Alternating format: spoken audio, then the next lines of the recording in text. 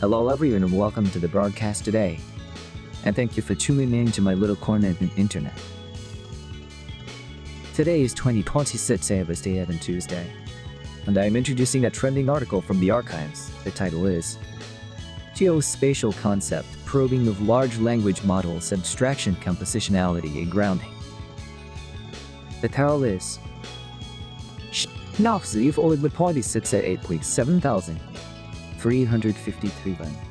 It is long, so let us get right into the thick of it. Because this paper asks a question that keeps a lot of computer scientists awake at night. Are large language models actually understanding the things they talk about? Or are they just really good at guessing the next word, like a giant statistical parrot? I actually tried to ask my language model if it was a parrot, so I guess the jury is still out on that one. Oh well, nobody ever laughs at my jokes anyway. Moving on to the actual science of the paper. Researchers wanted to figure out if these massive artificial intelligence systems truly understand spatial concepts. We are talking about things like distance and direction and topology, which are fundamental to how we humans perceive the physical world around us. The problem they are trying to solve is that previous tests for language models are just too messy, because they mix up a whole bunch of different skills at once. If a model fails to answer a question about geography, is it because it does not understand the space? Is it because it just forgot the name of a specific town? To fix this messy evaluation process, researchers built a highly controlled testing framework. They designed a benchmark that specifically targets 3 core properties of conceptual understanding.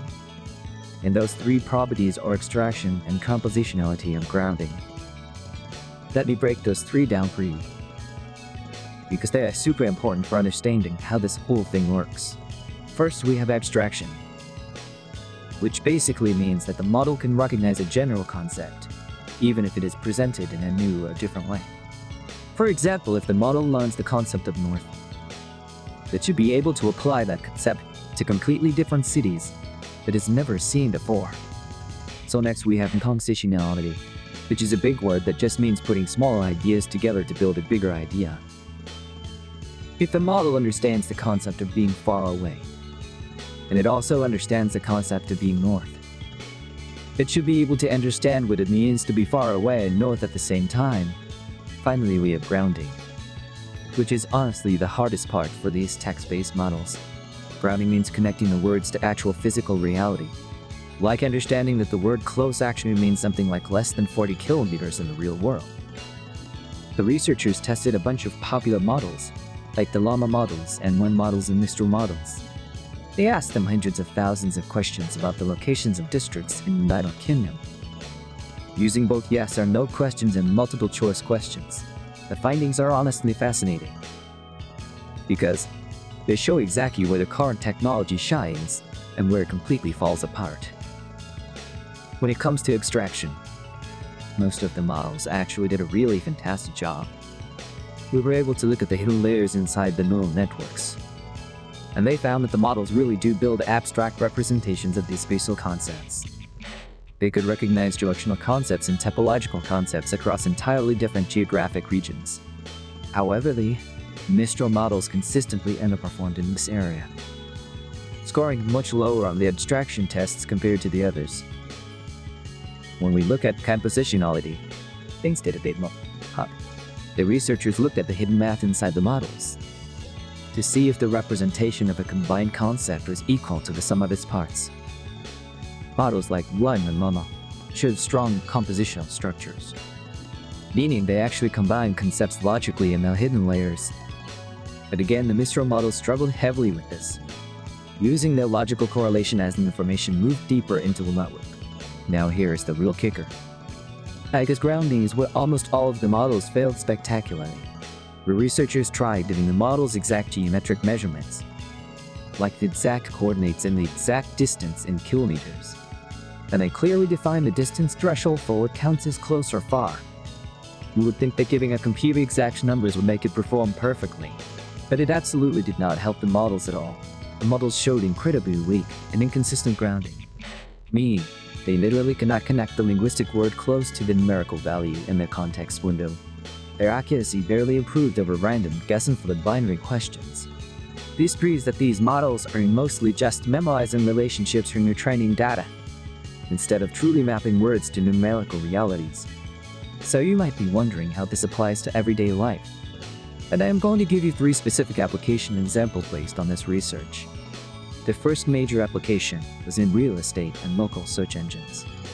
Right now, when you search for a home that is close to a school north of the river, the search engine often just matches keywords and gives you terrible results. By understanding how language models struggle with compositionality and grounding, engineers can build special modules that translate your text to numerical photos. This means future search engines will actually understand the physical constraints of your request, providing you with accurate property listings instead of just guessing based on text proximity.